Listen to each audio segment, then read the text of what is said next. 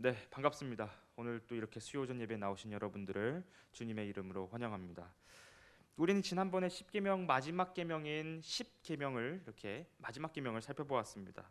그 계명은 십계명은 지금까지 하나님에 대해서 다루었고 그리고 이웃에 대하여 어떻게 행동할 것인지에 대해서 외적으로 다루는 것이었습니다. 그런데 마지막 계명은 이상하게도 외적인 부분이 아니라 사람의 마음에 대해서 다루는 것을 우리가 함께 살펴보았습니다. 특히 우리의 고질병인 탐심에 대해서 함께 살펴보았었습니다.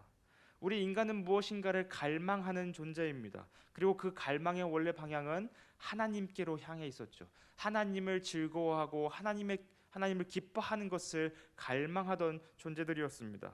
그러나 우리가 하나님이 아닌 자기중심적인 방향으로 우리의 갈망이 바뀌었을 때 그것은 바로 탐심이 되었습니다. 그러므로 마지막 계명에서 사람의 마음을 다룬 것은 하나님의 법을 외적으로 지키는 것으로만 끝나는 것이 아니라 마음에서부터 그 모든 것을 지켜 행할 것을 말씀하시고자 하셨던 것입니다. 그리고 그렇게 하기 위해서는 자기중심적으로 비틀어진 갈망의 방향을 하나님께로 향해야 합니다. 자기중심에서 하나님께로 향해야 이 탐심에 대한 문제가 그리고 나머지 십계명에 대한 문제가 해결될 수 있는 것입니다. 이것이 하나님과 언약을 맺을 이스라엘이 살아내야 하는 본질입니다. 우리가 지난주에 이런 것들에 대해서 함께 살펴보았습니다. 이제 이스라엘은 십계명과 여러 법을 끝으로 하나님과 본격적인 언약을 맺게 되기 시작합니다. 하나님은 이스라엘의 하나님이 되시고 이스라엘은 오직 하나님의 백성이 되는 것이죠. 이 언약은 마치 신랑과 신부가 평생 함께하는 결혼과도 같습니다. 결혼 언약과도 같습니다. 제 주위에 결혼을 한 몇 사람이 좀 있습니다. 근데 그분들이 저를 만날 때마다 하는 이야기들이 공통적으로 있는데요. 저보고 빨리 결혼을 하라고 합니다. 결혼을 하면 행복하니까 빨리 결혼을 하라고 합니다. 저는 그 말이 사실인지 아닌지 잘 모르겠습니다. 결혼을 해보지 않았기 때문에 그 말이 사실인지 아닌지 잘 모르겠습니다. 혹시 그 결혼의 늪으로 저를 빠뜨리려는 것은 아닌지 그런 생각도 또 들 때가 있기도 합니다. 근데 어쨌든 우리는 이런 젊은 사람들의 이 결혼하면 행복해 빨리 해라고 하는 이 말을 통해서 우리가 한 가지 알 수 있는 것은 하나님께서 이스라엘과 언약을 맺으셨을 때 이 언약이 결혼과도 같다면 언약을 맺으셨을 때 하나님의 심정이 어떠한지를 대략적이나마 알 수 있을 것입니다. 이스라엘과 언약을 맺으신 하나님께서는 이스라엘과 함께 거하고 싶으셨습니다.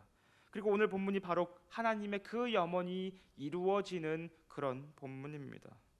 오늘 우리가 살펴볼 말씀은 이스라엘이 최초로 하나님께서 정해주신 그 제사법에 따라서 예배를 드리는 장면입니다. 최초로 예배를 드리는 장면이기 때문에 그 의의가 정말로 큰 장면입니다.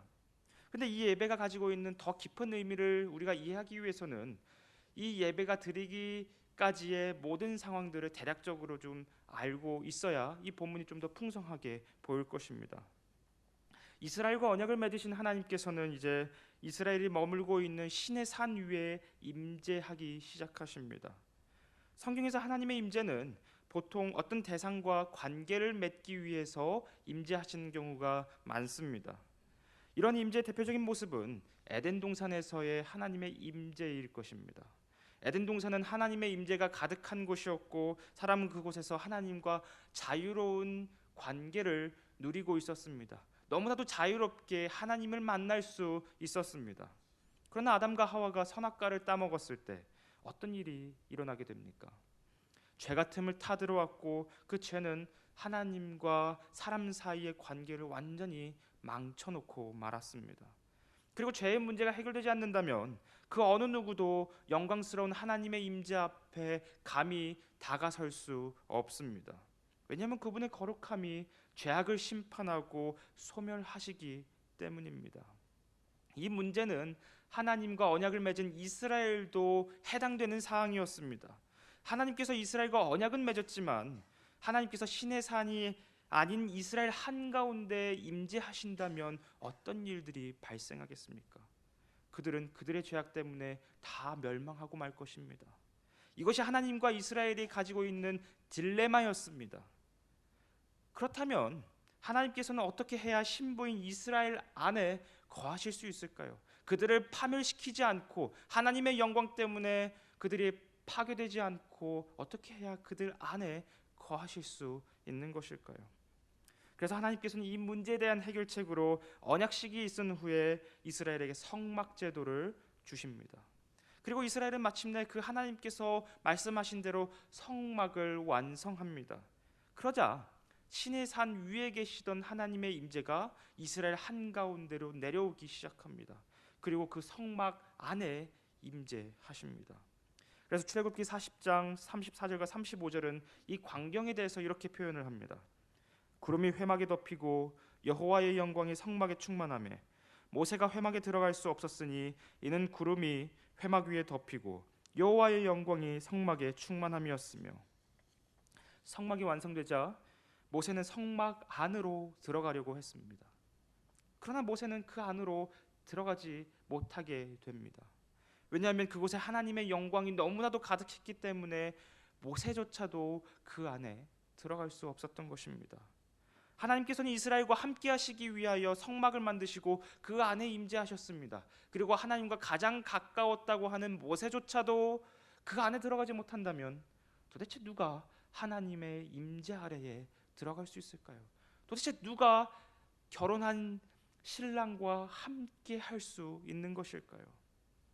이 질문에 대한 답으로 이스라엘에게 레위기가 주어졌습니다. 사실 레위기는 우리가 성경을 통독하는 데 있어서 가장 좀 걸림돌이 되는 듯한 성경처럼 보일 때가 얼마나 많은지 모르겠습니다.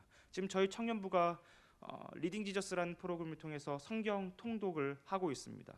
근데 저희 청년들이 언제 많이 무너졌냐면 레위기에서 많이 무너졌습니다. 레위기가 그만큼 하나님의 법에 대해서 많이 이야기를 하고 있기 때문에 도대체 이게 나랑 무슨 상관이지 하는 그런 마음이 들 때가 얼마나 많이 드는지 모르겠습니다. 그러나 레위기는 출애굽기의 연장선에서 이해해야 합니다. 레위기의 핵심은 무엇이냐면 부패한 이스라엘이 어떻게 해야 하나님의 거룩에 의해 파괴되지 않을 수 있을까에 대한 답을 가지고 있기 때문입니다. 즉 하나님과의 그 관계를 맺기 위하여 어떻게 하나님의 임재에 들어갈 수 있는가, 이것에 대한 질문에 대한 답으로 하나님께서 레위기를 주신 것입니다. 그래서 하나님은 레위기에서 백성을 대신하여 하나님의 임재로 들어갈 수 있는 대표자로 대제사장을 세우십니다. 그리고 오늘 본문에서 아론은 대제사장으로서 하나님께서 정해주신 그 방법대로 이스라엘 최초의 제사를 하나님께 드린 것입니다. 하나님은 바로 이 순간을 기다리셨습니다. 하나님은 바로 이스라엘의 이러한 방법들을 통해 하나님께 예배하는 그 순간만을 고대하셨습니다. 그래서 오늘 본문인 레위기 9장은 이때의 상황을 이렇게 표현하고 있습니다. 아론이 백성을 향하여 손을 들어 축복함으로 속죄제와 번제와 화목제를 마치고 내려오니라. 모세와 아론이 회막에 들어갔다가 나와서 백성에게 축복하매 여호와의 영광이 온 백성에게 나타나며 불이 여호와 앞에서 나와 제단 위에 번제물과 기름을 사른지라. 온 백성이 이를 보고 소리 지르며 엎드렸더라. 하나님의 방법대로 하나님께 예배를 드렸을 때 어떤 일이 발생하고 있습니까? 하나님의 영광이 온 백성에게 나타났습니다. 하나님의 영광이 온 백성에게 충만히 나타났습니다. 그리고 성막에 임하신 하나님의 영광 가운데 불이 나와서 그들이 하나님께 드렸던 그 번제물 위에 불이 붙었습니다. 하나님께서 그 제사를 받으신 것입니다. 그러자 백성들의 반응이 어떻습니까? 온 백성이 이를 보고 소리 지르며 엎드렸습니다. 여기서 소리 지르며 엎드렸다는 것은 그들이 두렵거나 공포스러웠기 때문에 소리 지르거나 엎드린 것이 아닙니다. 여기서 소리 지르다라는 이 히브리어 단어는 기쁨으로 가득 찼을 때 환호성을 지르는 그 소리 지르다입니다. 그러므로 이스라엘 백성들은 하나님께 예배를 드렸을 때, 그들이 최초로 하나님께 예배를 드렸을 때, 하나님이 그렇게 고대하셨던 그 예배의 순간이 이루어졌을 때 그들은 하나님의 영광이 나타난 것을 봄으로써 기뻐하며 소리치며 즐거워했던 것입니다. 이러한 모습이야말로 하나님께서 이스라엘에게 그토록 바라셨던 장면이었습니다. 왜냐하면 이스라엘의 출애굽을 한 목적은 바로 하나님의 임재 안에 거해서 하나님께 예배드리기 위해서이기 때문입니다. 마치 아담과 하와가 에덴 동산에서 하나님의 영광스러운 임재 안에서 하나님과 함께 교제했었던 것처럼 이 장면은 그 장면이 다시 회복된 장면인 것입니다.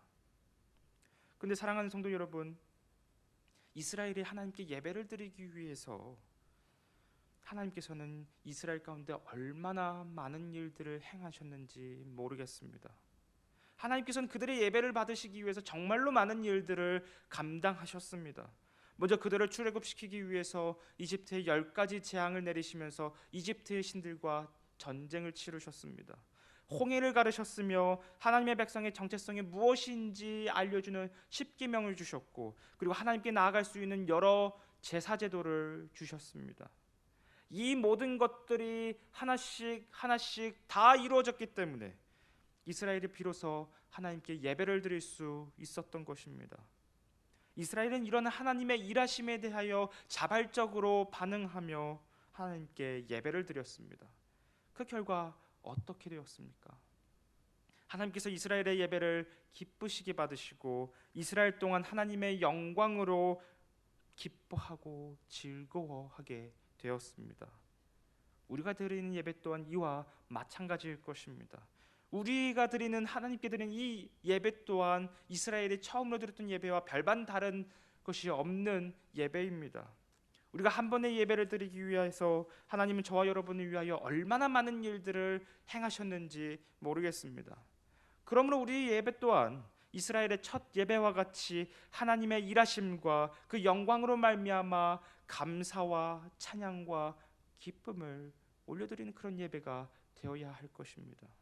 그것이 우리가 드리는 예배의 본질입니다.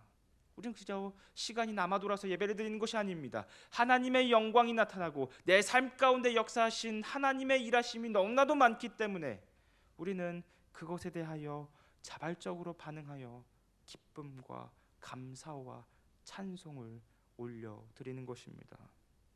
우리의 모든 예배가 이와 같은 예배가 될 수 있도록 이런 예배가 되기를 주님의 이름으로 간절히 소망합니다. 자, 그렇다면 이스라엘의 예배가 늘 이런 식으로 온전히 드려졌는가라고 질문한다면 또 성경은 그렇지 않다고 이야기를 합니다. 레위기 10장 1절부터 3절을 보시면 어떤 비극적인 사건이 발생하는데요. 아론의 아들 나답과 아비후가 각기 향로를 가져다가 여호와께서 명령하시지 아니하신 다른 불을 담아 여호와 앞에 분향하였더니 불이 여호와 앞에서 나와 그들을 삼킴에 그들이 여호와 앞에서 죽은지라. 모세가 아론에게 이르되 이는 여호와의 말씀이라. 이르시기를 나는 나를 가까이 하는 자 중에서 내 거룩함을 나타내겠고 온 백성 앞에서 내 영광을 나타내리라 하셨느니라. 아론이 잠잠하니. 레위기 10장 본문을 보면 첫 제사의 기쁨이 가시기도 전에 아론의 첫째 아들과 둘째 아들이 죽는 비극적인 사건이 일어나게 되었습니다. 이 사건은 마치 찬물을 끼얹는 것처럼 이스라엘의 그 열광적인 분위기를 식게 하는, 차갑게 하는 그런 사건이었을 것입니다. 그렇다면 왜 이런 일이 발생했던 것일까요? 왜 하나님께서는 이 두 아들들을 심판하셨던 것일까요? 그것은 하나님께서 명하신 불이 아니라 다른 불을 가지고 하나님께 제사를 드렸기 때문입니다. 즉 이들은 제사에 대한 율법을 어기게 된 것입니다. 우리는 이 장면을 보면서 이런 생각이 들기도 합니다. 아니 굳이 불 때문에 왜 하나님께서 이들을 데리고 가셨어야만 했을까? 이런 생각이 들기도 합니다. 그래서 종교개혁자 칼빈은 이 부분에 대해서 이렇게 이야기했습니다. 하나님은 우리가 어떤 방식으로 그분을 예배할지를 규정해 주셨다. 따라서 우리가 이 규칙에서 아주 근소한 정도라도 벗어날 때마다 우리는 다른 신을 만들며 하나님을 합당한 위치에서 끌어내리게 된다. 이처럼 하나님이 규정하신 예배가 참 종교와 거짓된 미신들 사이의 차이점이다. 종교개혁자 칼빈이 이렇게 이야기했습니다. 하나님이 정해주신 그 예배 제도가 근소한 차이로 벗어날 때마다 우리 인간들은 늘 다른 신을 만든다는 것입니다. 칼빈에 따르면 아론의 두 아들이 지은 죄는 단순히 다른 부를 사용한 죄가 아닙니다. 그들이 지은 죄는 하나님을 자신들의 생각대로 재규정한 죄입니다. 이거 불 써도 되겠지. 그러면서 하나님을 자신들의 생각으로 다시 한번 재규정한 것입니다. 이것이 얼마나 큰 죄인지 모릅니다. 인류는 아담의 타락으로 말미암아 하나님을 올바르게 인식하지 못하는 존재들입니다. 그렇기 때문에 사람들은 하나님을 자신들이 생각한 대로, 자신들이 재규정한 대로 하나님을 다시 창조하고 다시 만듭니다. 거기서부터 각종 우상과 각종 종교들이 발생하기 시작한 것입니다. 예를 들어서 모든 사람들이 하나님의 물심판과 노아의 방주를 경험했습니다. 그런데 살아남은 사람들이 하나님을 따랐습니까? 참된 하나님을 따랐습니까? 아닙니다. 오히려 그들은 바벨탑 사건 이후로 모두 다 하나님을 떠나버리고 말았습니다. 노아의 방주와 물심판에 대한 이야기는 남아있지만 그 모든 것들을 다시 재구성함으로써 바벨론 신화나 이집트 신화나 혹은 그리스 로마 신화와 같은 것들로 다 바꾸어 버리고 말았습니다. 거기는 똑같이 노아의 홍수 사건과 물심판이 기록되어 있습니다. 그러나 거기서 하나님은 없어졌습니다. 참된 하나님은 없어지고 다양한 신들이 그곳에 자리 잡게 된 것입니다. 이 모습은 마치 이스라엘이 자신들을 구원한 하나님을 금송아지로 바꾼 것과 같은 맥락인 것입니다. 그래서 사도 바울은 이 부분에 대해서 이렇게 이야기합니다. 로마서 1장 20절에서 23절 말씀인데요. 창세로부터 그의 보이지 아니하는 것들 곧 그의 영원하신 능력과 신성이 그가 만드신 만물에 분명히 보여 알려졌나니 그러므로 그들이 핑계하지 못할지니라.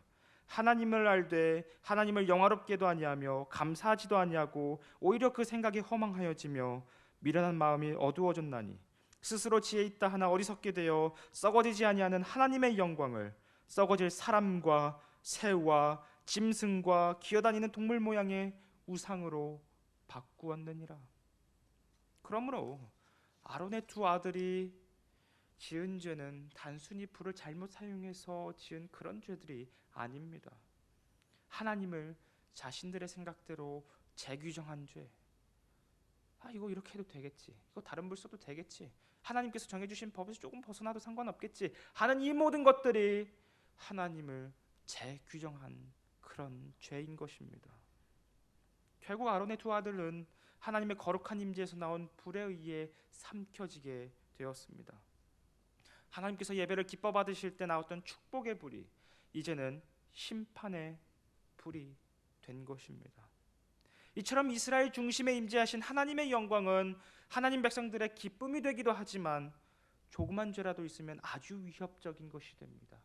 하나님의 영광은 하나님의 백성들로 인하여 기쁨을 유발하지만 동시에 죄가 있다면 그것은 너무나도 위험한 것이 되는 것입니다. 그러므로 하나님과 이스라엘 사이의 그 교제는 아담과 하와와 같이 자유로운 교제가 아니라 사람의 죄로 말미암아 제한적인 그런 교제였던 것입니다. 이것이 성막과 성전이 가지고 있는 한계입니다. 이것이 바로 성막과 성전이 가지고 있는 한계입니다. 자, 그렇다면 어떻게 해야 아담과 하와가 누렸던 그 자유로운 교제를 회복할 수 있을까요? 하나님과 하나님 백성 사이의 그 교제를, 그 기쁨이 넘치는 교제를 어떻게 하면 충만히 회복할 수 있을까요? 이 질문을 바꿔서 말하면 어떻게 해야 하나님과 우리 사이에 가로막혀 있는 그 장벽을 허물 수 있을까요? 그래서 하나님은 이스라엘에게 성막을 주셨던 것 같이 저와 여러분에게 새로운 성막을 주셨습니다. 그런데 이 성막은 이스라엘에게 주어졌던 성막과는 질적인 차이가 있는 그런 성막입니다. 더 우월한 성막입니다. 사도 요한은 이 성막에 대해서 이렇게 이야기하는데요. 요한복음 1장 14절을 보시면 말씀이 육신이 되어 우리 가운데 거하심에 우리가 그의 영광을 보니 아버지의 독생자의 영광이요 은혜와 진리가 충만하더라. 사도 요한은 우리 가운데 거하심에라는 이 말을 통해서 성막에 쓰이는 용어를 그대로 사용합니다. 우리 가운데 거하다라는 이 말은 성막에서 사용되는 그런 표현입니다. 즉 하나님께서 이스라엘과 함께 하시기 위하여 성막 가운데 임재하신 것처럼 예수님께서 우리와 같이 함께 하시기 위해서 육신이 되어서 우리 가운데 성막과 같이 임재하신 것입니다. 그러므로 출애굽기와 레위기에 나타난 이 성막은 참된 성막이신 예수님을 나타내는 그림자였던 것입니다. 이제 우리의 성막이신 예수님께서는 출애굽기와 레위기에 등장한 성막과 달리 하나님과 우리 사이에 가로막는 그 장벽을 없애십니다. 마가복음 15장 38절을 보시면 예수님께서 십자가에서 달려서 죽으셨을 때 이런 일이 일어납니다. 이에 성소 휘장이 위로부터 아래까지 찢어져 둘이 되니라. 성소 휘장은 하나님의 임재가 있는 지성소와 성소를 구별하는 역할을 했습니다. 성전에서 지성소는 하나님의 임재가 있는 가장 거룩한 곳이었으며 하늘 보좌의 발판이 되는 그러한 곳이었습니다. 그렇기 때문에 하나님의 임재가 있는 지성소에는 그 어느 누구나 들어갈 수 있는 곳이 아니었습니다. 오직 1년에 딱 한 번 대제사장만 들어갈 수 있었습니다. 만약에 대제사장이 정결법으로 자신을 정결하게 하지 않는다면, 그래서 그 상태로 지성소로 들어간다면 그 대제사장은 죽게 되었습니다. 그는 하나님의 영광에 의해서 죽게 되었던 것입니다. 그런데 예수님께서 하나님과 사람 사이를 막고 있는 성소 휘장을 위에서부터 아래로 찢으셨습니다. 어떤 방식으로 성소 휘장을 찢으셨습니까? 바로 십자가를 통해서입니다. 십자가에서 죽으셨기 때문에 하나님과 우리 사이에 그 막힌 담을 허무실 수 있으셨던 것입니다. 예수님께서 저와 여러분의 모든 죄를 대신 지시고 죽으셨기 때문에, 그래서 우리를 정결케 하셨기 때문에, 영원히 정결케 하셨기 때문에 우리는 이제 담대히 하나님께 나아갈 수 있게 된 것입니다. 그래서 히브리서는 이 사건을 이렇게 이야기합니다. 히브리서 10장 19절에서 22절 말씀인데요, 세 번역으로 제가 읽어드리겠습니다. 그러므로 형제자매 여러분, 우리는 예수의 피를 힘입어서 담대하게 지성소에 들어가게 되었습니다. 예수께서는 휘장을 뚫고 우리에게 새로운 살 길을 열어주셨습니다. 그런데 그 휘장은 곧 그의 육체입니다. 그리고 우리에게는 하나님의 집을 다스리시는 위대한 제사장이 계십니다. 그러니 우리는 확고한 믿음을 가지고 참된 마음으로 하나님께 나아갑시다. 우리는 마음에다 예수의 피를 뿌려서 죄책감에서 벗어나고 맑은 물로 몸을 깨끗이 씻었습니다. 히브리서 저자는 예수님의 십자가 사건을 이렇게 이야기했습니다. 히브리서의 말씀대로 이제부터 예수 그리스도의 피로 자신의 부정함이 깨끗하게 되고 죄 문제가 해결된 사람들은 그 어느 누구나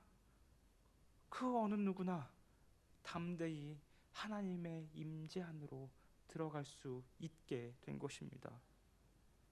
사랑하는 성도 여러분, 하나님께서는 이스라엘과 함께 교제하시기 위하여 얼마나 많은 일들을 하셨는지 모르겠습니다.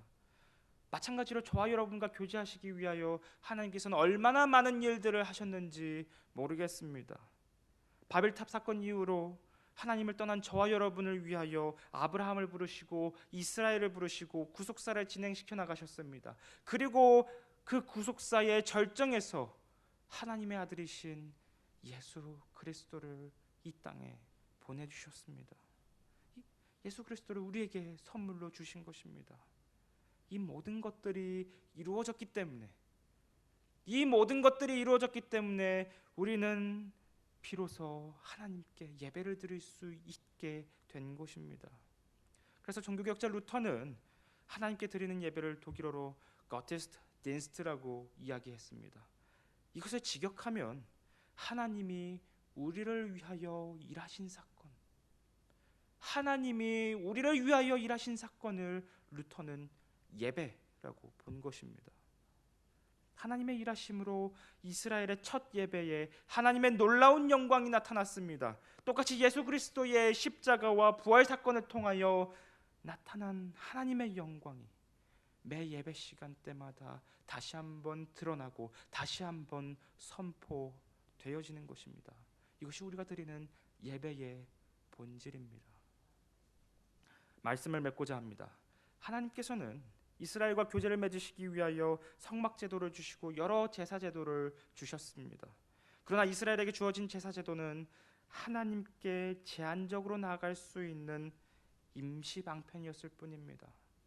이제 하나님께서 저와 여러분과 교제하시기 위하여 예수 그리스도라는 참된 성막을 우리에게 주셨습니다. 전에는 우리의 죄로 말미암아 하나님께 나아갈 수 없었지만 이제는 예수 그리스도를 통하여 막힌 담이 허물어지고 누구든지 하나님의 은혜의 보좌 앞으로 담대하게 나아갈 수 있게 된 것입니다. 그러므로 저와 여러분의 예배가 담대히 하나님의 은혜의 보좌 앞으로 나아가는 복된 예배가 다 되시기를 주님의 이름으로 소망합니다. 또한 하나님께서 찾으시는 영과 진리로 예배드리는 참된 예배자가 되시기를 주님의 이름으로 소망합니다. 그리하여 이스라엘이 하나님의 영광을 바라보고 기뻐하였었던 것처럼 우리의 예배 또한 그리스도의 영광으로 말미암아 기쁨으로 하나님께 찬양을 드리며 감사와 영광을 돌리는 그런 복된 예배가 다 되시기를 주님의 이름으로 소망합니다. 기도하겠습니다.